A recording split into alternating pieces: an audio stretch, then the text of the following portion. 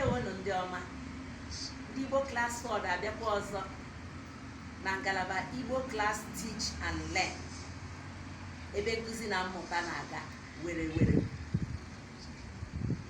Isiokwu anyị n'ụbọchị taa bụ agwụgwa. Our topic today is riddle. Riddle. Ngwa ka anyị kọọ kpọmkwem n'ugbo onye anyị bịara ọrụ. Agwụgwa, gịnị bụ agwụgwa? Agwụgwa bụ ajụjụ azịza ya tara akpụ.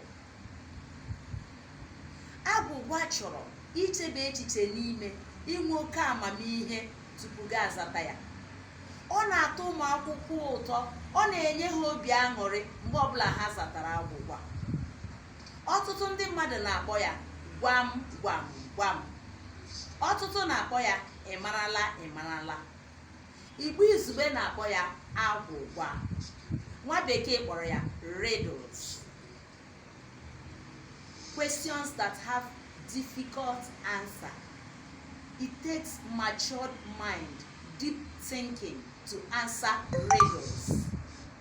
And our topic today is Igbo riddles. Gwam. Nke mbụ,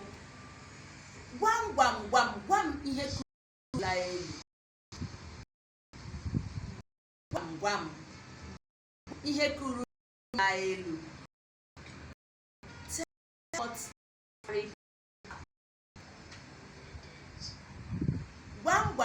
Gwam ihe kuru mmiri la elu.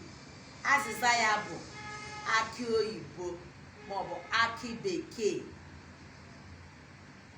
The answer is coconut and its water. Gwam ihe kuru mmiri la elu. Azịza ya bụ akị bekee. Nke abụọ, gwam ihe kụrụ aka gbaba ọhịa. Gwam ihe kụrụ aka gbaba ọhịa. Azịza ya bụ ụkpaka.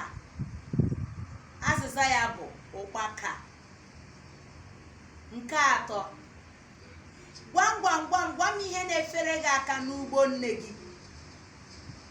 Gwam ihe na-efere gị aka n'ugbo nne gị.